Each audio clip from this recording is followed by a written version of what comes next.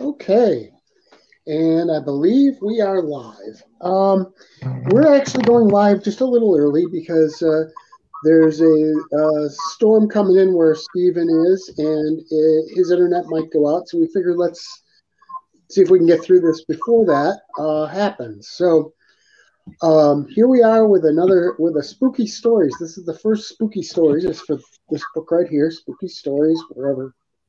I hate doing that, but and Stephen has a story in here. Stephen, why don't you introduce yourself and tell people a little bit about some of your work? Okay. Alrighty. My name is Stephen Osborne. Let's see. As far as my writing goes, I've written a couple of the true ghost story books, South Bend Ghosts and Ghosts of Northern Illinois, and those were fun to do. I've written quite a few novels. There's been Raven's Rest, Pop Goes the Weasel, one called Rat Bastard, my favorite title. The Duncan Andrews series, which started with Pale as a Ghost, continued on with Animal Instinct, The Scarlet Tide, and the last one was Cold as the Clay. And that's pretty much it for me. Is there? You have a website that they can check out?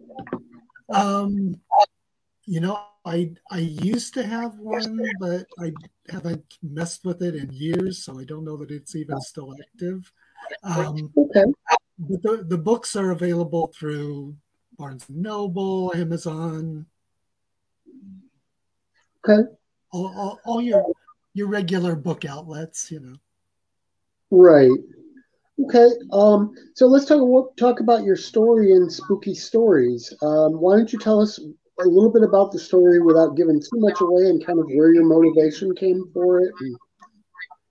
Yeah. The story is it's what's it called again? The Sweet Dreams Motel. Sweet Dreams Motel. The word "sweet" was going out of my head there, senior moment.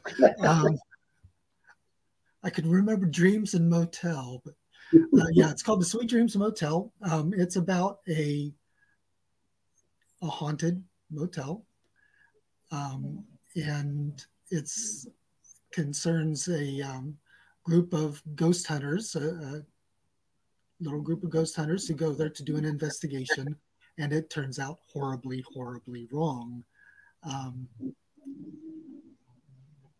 I think what actually got me thinking about the story and where it came from was when I was doing one of the ghost books. It was actually the Ghosts of Northern Illinois. I've never been a member of any ghost hunting group or anything like that, but I went along with several of them when I was doing the books, and joined a group that were investigating the Willow Creek farm up near Polo. It's actually, I think, the actual address is Shannon, I believe. But we were all there, and I got to know the people who were doing the investigation and the owner of the farm. And the plan was everyone was going to set up their equipment, and then we were going to go out to eat. And they'd come back and start their investigation. But while we were out eating, all their equipment was going to be running. And so we're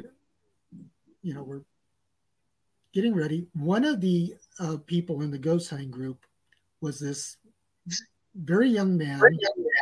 I don't remember his name, strangely enough. It might even be in the book, and I'll have to check. But he was a budding psychic, still learning his powers, whatever you want to call them. But and he was picking up on lots of things and everything. We did have one incident as we were putting on our coats to go out to eat. The chair in front of me, we were standing around the table. The chair in front of me just flew backwards. And we examined the chair, couldn't figure out why that happened or anything. So I was like, this thing happening. And I do remember later on in the evening, I was sitting next to this kid whose name I can't recall. And he was getting a feeling like there was somebody sitting between us and everything.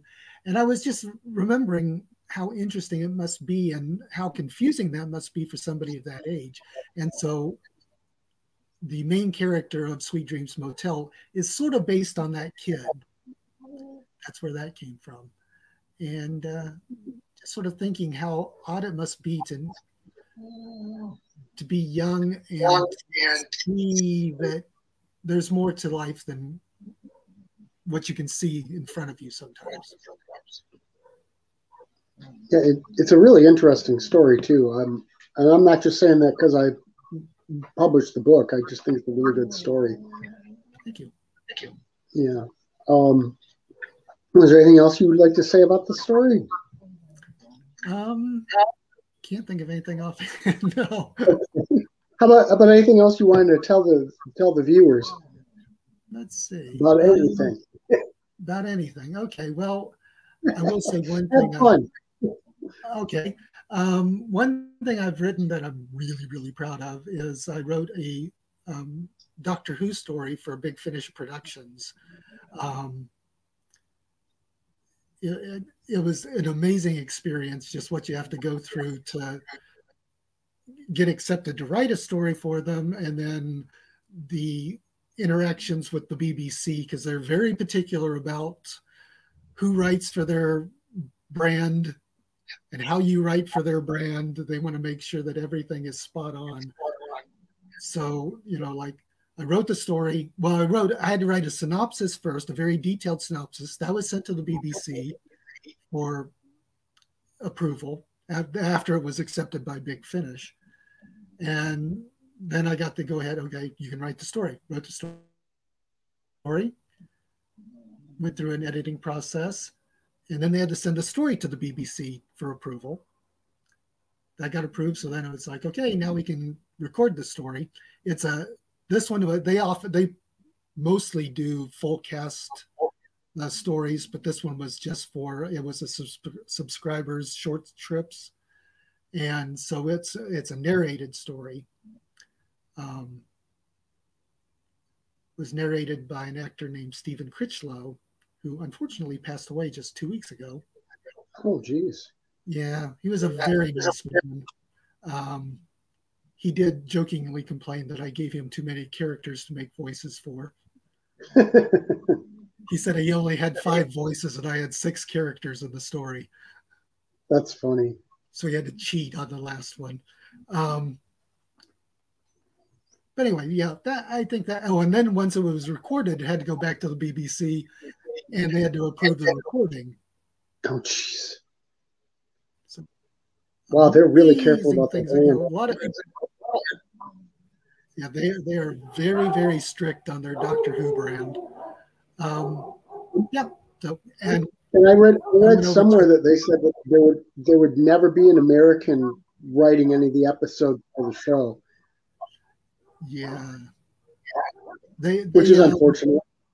It is unfortunate. And actually, they were kind of surprised. The director was kind of surprised that I was American when he got the story. Really? Yeah, because I don't think they realized that. And the first edit that he sent me, he said, "You spelled everything wrong." I didn't use the British spellings of, color and things like that. That's funny. That's funny. So, you got anything else you'd like to add, or? Let's see. I can't really think. I know I'm putting you on the spot here. Yeah, I do have one thing to show. This was a book I wrote a couple years ago. Yep, I've got glare. It's not easy, is it? Yeah, it's called Raven's Rest.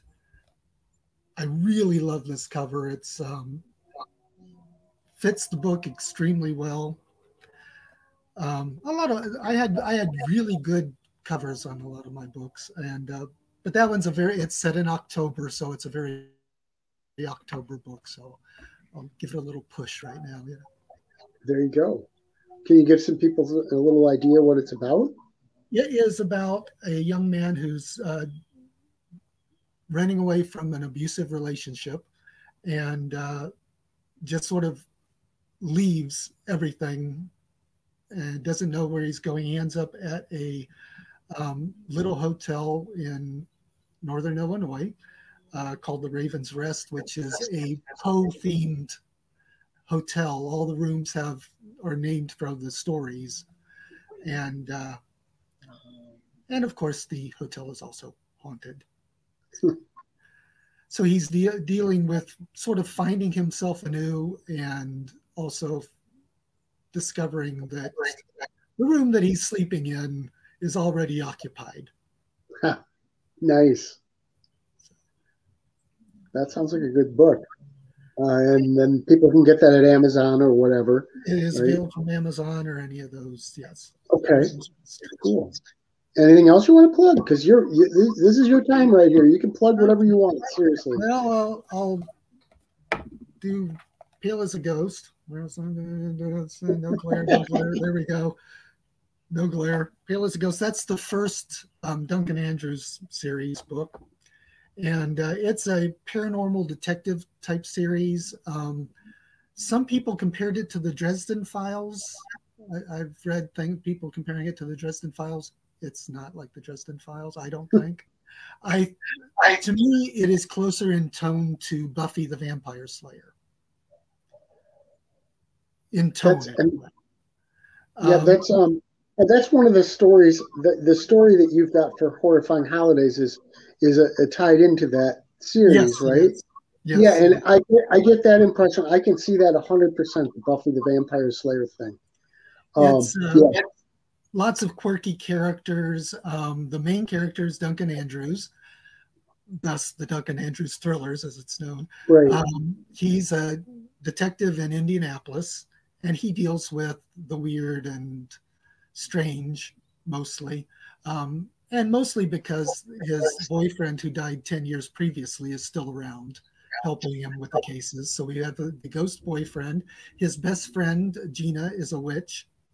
She's a healing witch, though, so it's cool. And a lot of people's favorite character in the stories is Daisy, their bulldog, who also died many years ago, but is now a zombie bulldog. And Daisy's meal of choice are squirrel brains. Squirrels are not safe around her.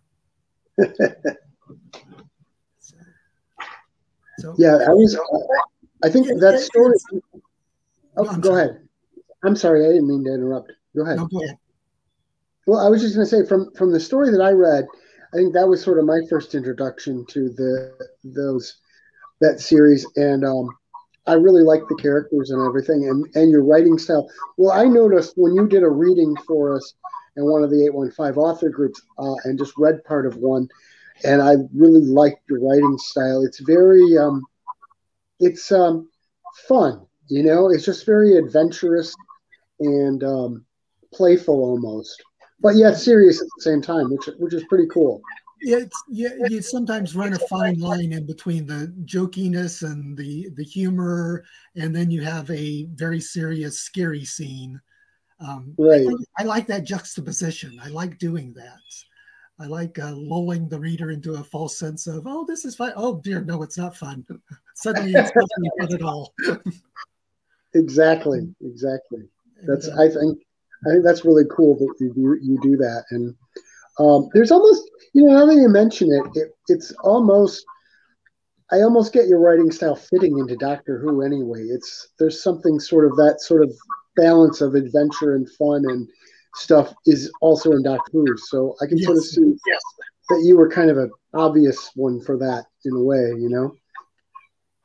I thank you. I am sure that Doctor Who is so much a big part of my life for some strange reason. I've just really connected with that show.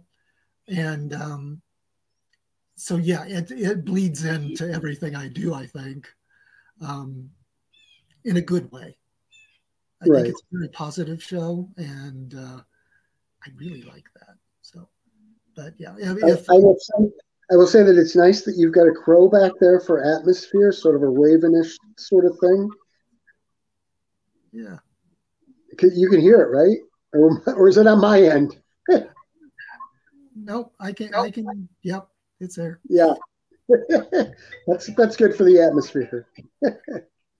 So Well, anything else you want to plug before we're done? Or no, actually, I was just going to say, though, the other things that happen around here. The other night we were doing the podcast yeah. and talking about the movie The Wolf Man. How we got off on that tangent, I don't know. Oh, and But your dog that started was, howling, and yes. my the dog in the background was, it was perfect timing. Yeah. It seems like everybody, all the creatures are sort of helping you push the atmosphere. Yes, we like atmosphere around here.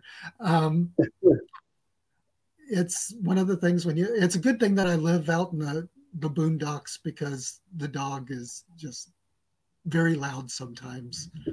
Sometimes very late at night or early in the morning, and she just wants Oh, to. yeah. That's when you don't want neighbors around. So, yeah, we don't have close neighbors at all, and that's a good thing. Yeah. But she's a sweet dog. She is not a zombie, though. She does not. Oh, good. She does not. And she doesn't eat squirrel brains? Nope, she doesn't eat squirrel brains. Let's Well, not that's put good. any ideas in her head, though. All right. Well, if that's all you've got that you wanted to talk about, we can call this to an end. I just want to remind everybody, if you want to find that story along with a lot of other cool stories, I'll be doing some more of these chats about them. Spooky stories, exactly what it is. And you can get that at lulu.com/spotlight/strange sound, or just go to garyhillauthor.com, and there's a Tales of Wonder and Dread page there that you'll see. You can just get it from there.